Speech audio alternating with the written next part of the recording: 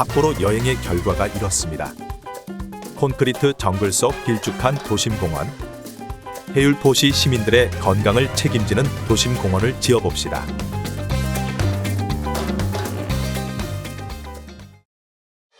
지난주 삿포로에 갔다 온 처쇼는 이 오도리 공원을 시티즈에 짓고 싶어집니다. 부지를 선정하고 깔려있는 도로와 건물은 과감하게 없애줍시다. 거주하고 있는 시민들에게는 괜시리 미안해집니다. 하지만 이 또한 섭리입니다. 로드빌더로 고속도로를 변형시켜 봅시다. 고속도로 주변에는 건물을 지을 수 없어서 가능한 형태로 변경하는 작업입니다. 평행 툴로 짓고 싶은 만큼 길게 늘려 짓습니다.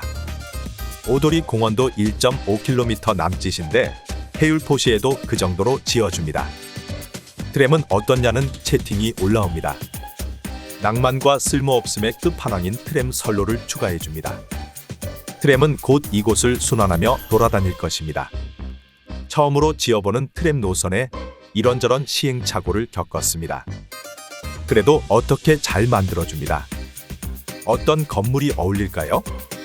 삿포로 TV타워와 비슷하게 생긴 통신탑 건물을 가져옵니다. 그나마 제일 비슷해 보입니다. 본격적인 작업에 들어갑니다. 가이드를 잡고 보도를 그어줍니다. 잔디 표면을 깔아줍니다. 보도 경계석도 깔아줍니다.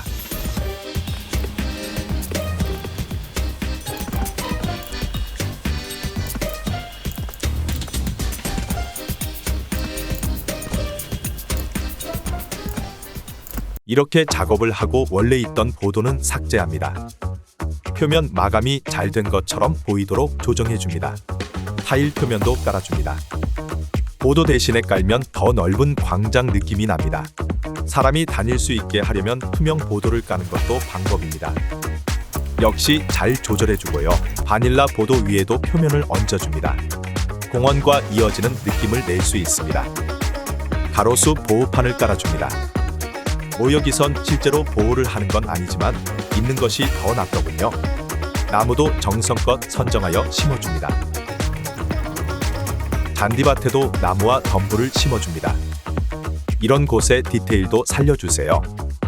벤치도 배치하고 가로등도 설치해줍니다.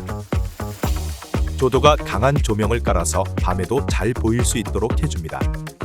타워 부분은 완성했으니 다른 부분도 진행해봅시다. 바닐라 공원 에셋을 이용해봅시다. 표면 노드를 잘 조절해서 빈 공간이 생기지 않도록 합니다. 입이 심심해서 꿀과 백이 하나를 집어먹습니다. 분수대를 정가운데에 놓습니다. 그를 둘러싸는 보도를 만들어줍니다. 잔디 표면을 깔아주고 경계석을 배치합니다. 광장 부분은 항상 타일 표면으로 배치합니다. 저는 특히 이 표면을 많이 이용합니다. 불규칙한 패턴이 있어서 자연스럽습니다. 나무도 쭉 심어줍니다. 시민들의 안전도 책임져 줍시다. 소방서를 배치하고 비슷한 작업을 진행합니다. 트램 선로만 있어선 안 되겠죠. 정류장을 설치해 줍시다. 이 유모를 간격으로 촘촘히 배치합니다. 제가 탈 건 아니니까요. 전차 차고지도 만들어줍니다. 더미 건물을 이용해 정류장을 꾸며줍니다. 그리고 노선을 만들어줍니다. 첫 차가 운행을 시작합니다. 기념비적인 순간입니다.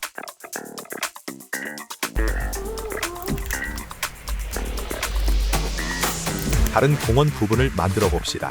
이쯤 되니 조금 귀찮아져서 쉽게 만들 수 있는 방법으로 진행합니다. 앤틱한 건물도 하나 가져옵니다. 성심당이 될지 도서관이 될지는 시민들의 선택입니다. 오도리 공원에는 이런 지하 주차장도 있더군요. 만들어 봅시다. 차로를 빼주고 진입하는 곳을 만들어줍니다. 교차로 인접 구간에는 차로를 하나 더 늘립니다. 주차장에서 진출하는 차로를 합류시키기 위함입니다. 지하에는 이런 식으로 지하 주차장을 만듭니다. 아스팔트 데칼로 빈 공간을 채우고 도로 마킹 데칼을 얹어줍시다.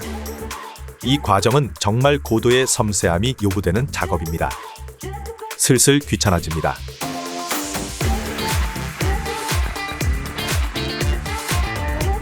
이렇게 데칼로 또 덮어줍니다.